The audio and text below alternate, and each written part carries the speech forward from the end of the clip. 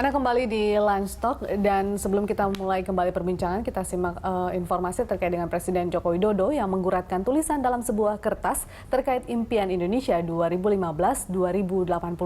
Ada 7 poin harapan yang dituliskan oleh Joko Widodo. Tulisan tangan lengkap dengan tanda tangan Jokowi ini dimasukkan ke kapsul waktu yang akan dibuka pada tahun 2085 mendatang. Presiden Joko Widodo berada di Merauke untuk meresmikan kapsul waktu yang berisi resolusi dan impian rakyat untuk Indonesia mendatang. Ada 7 poin yang menjadi harapan Presiden, diantaranya adalah peningkatan kualitas sumber daya manusia, Indonesia bebas dari korupsi, dan Indonesia kedepannya bisa menjadi pusat pendidikan teknologi dan pusat peradaban dunia.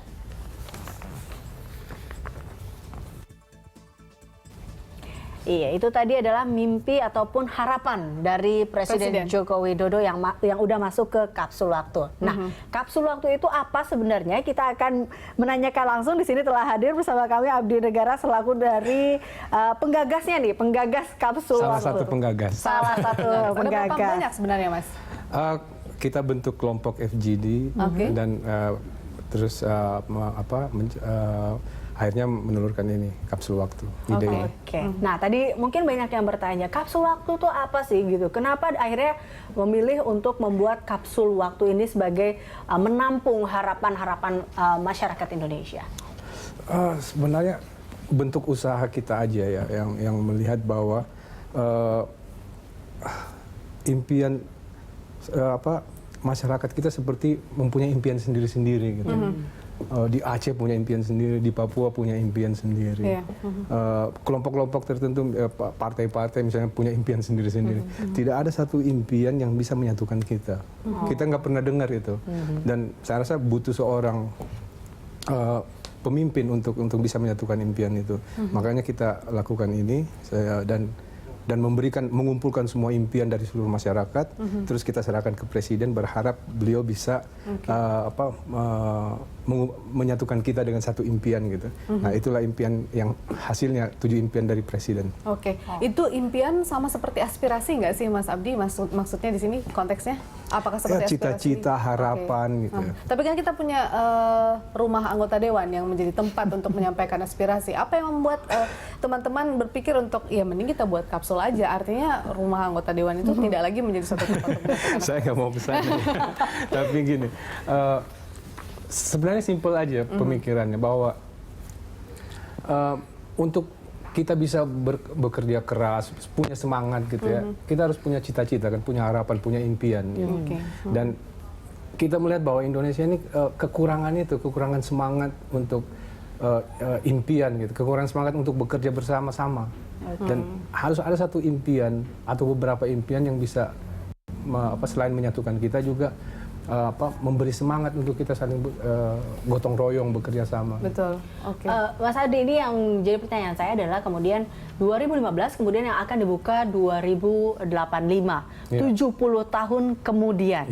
Ini kenapa akhirnya harus 70 tahun kemudian, atau memang karena pas diluncurkannya mungkin pas Indonesia lagi berusia 70 tahun atau seperti apa sebenarnya? Tepat sekali. Kita coba melihat ke belakang 70 tahun yang lalu, dan dari tadi Pak Komar udah bilang soal 1928 ya, bahwa cita-cita kita untuk bisa bersatu, merdeka di 1945 kita bercita-cita untuk merdeka, terus selama 70 tahun mengisi kemerdekaan gitu. Dan setelah 70 tahun apalagi nih, apa yang harus kita kejar setelah kita merdeka? Nah, inilah yang kita ingin coba kita bertanya kepada seluruh masyarakat, apa sih yang sebenarnya kita inginkan lagi untuk 70 tahun ke depan. Nah, saya penasaran respon masyarakat seperti apa ini waktu kalian kemudian mengadakan trip atau perjalanan ke beberapa 34 provinsi ya? Sangat antusias. Mereka menyambutkan ini estafet ya. Jadi dari provinsi satu ke provinsi berikutnya itu estafet diantar dan disambut oleh provinsi berikutnya. Kita ke Pak Komarudin. Nah, ini kalau kita lihat ya, Pak, ini hampir semangatnya sama nih, sama 28, muda 28, atau bisa dikatakan pemersatu juga, karena kita lihat dari satu provinsi, mereka ya ingin menyatukan harapannya juga seperti itu dan cita-citanya. Ini melihat semangat itu mungkin kapsul waktu ini bisa tidak sih sebenarnya Pak Komar, kalau kita lihat untuk ini bisa untuk salah satunya bisa mengembangkan apa harapannya yang adalah tadi pendidikan, kesejahteraan dan seperti itu. Ya, begini, saya mulai dengan analog ini. Ini saya punya jam ya. Jam ini yang kita beli ini kan 2 jarum aja, asal setia kan, yang tepat. Walaupun dari emas, dari apapun, sungguhnya nilainya yang paling tinggi kan kesetiaan, punctuality dari jarum. Kan? Di permukaan ini kan simpel kan? Yeah. Tapi sadar nggak kita, di baliknya ini ada mesin yang rumit, ya, yang menggerakkan, gitu kan. Dan buatnya tidak sembarangan, tidak main-main, gitu. Butuh kemampuan khusus begitu. Iya, memang khusus gitu. Di permukaan sederhana. Begitu juga masyarakat. Di permukaan itu kan rutin.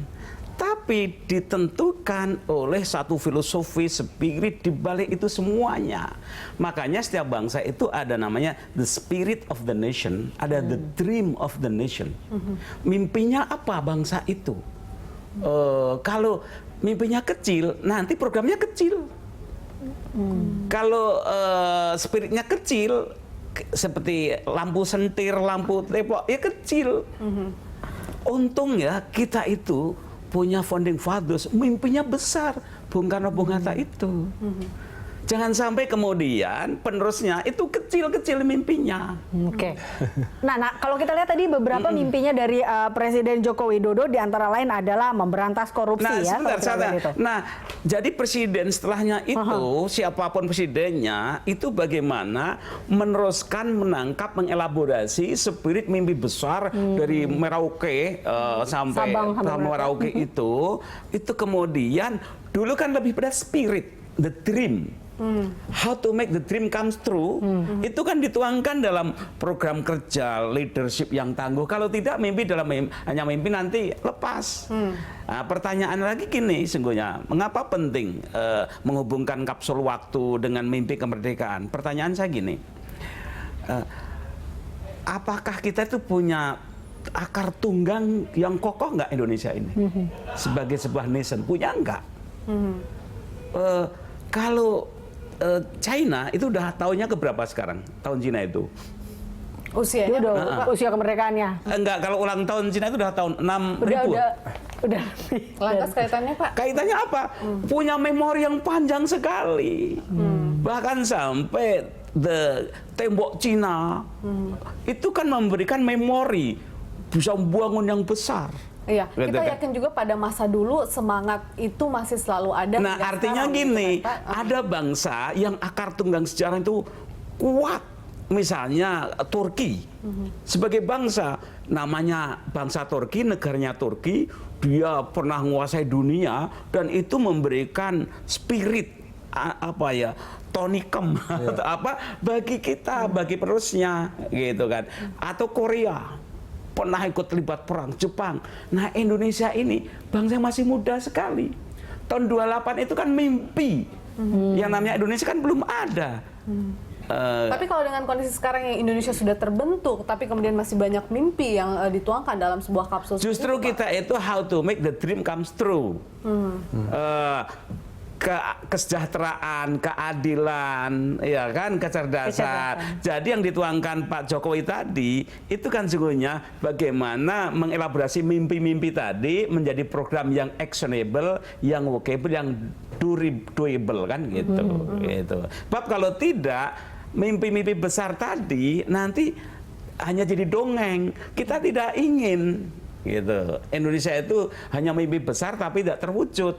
Jadi kapsul waktu itu kan tadi kan terukur, kesejahteraan itu terukur GNP-nya, kecerdasan juga terukur dong, gitu. Semua terukur, kedamaian juga terukur. Gitu. Jadi yang saya tangkap sungguhnya ini bagaimana mempersatukan, menghubungkan antara mimpi-mimpi besar mengapa Republik ini lahir dengan wujud konkret tugas beban dari siapapun setelahnya sebagai presiden. Jadi Anda sepakat kemudian ada semacam event atau kegiatan seperti ini ya Pak ya? Artinya bahwa ini kan juga dari masa ke masa ada pemerintahan yang berbeda kan Ya. Pak. Mungkin ada semangat, ada spirit itu tetap dipegang karena itu menjadi bagian dari sejarah yang tidak pernah hilang begitu kan Pak. Itu bukan sejarah, itu benchmark yang harus hidup. Yang dituangkan dalam Pancasila, itu benchmark. Kebertuhanan, kemanusiaan, itu benchmark. Berarti bisa dikatakan semangat yang memang harus tetap ada. Kalau tadi Pak Komarudin bilang spiritnya ya, spiritnya ini apakah memang dari kapsul waktu itu juga bisa menimbulkan atau mengembangkan semangat juga untuk Indonesia? Kita akan lanjutkan perbincangan ini. Kami akan kembali pemirsa usai jeda.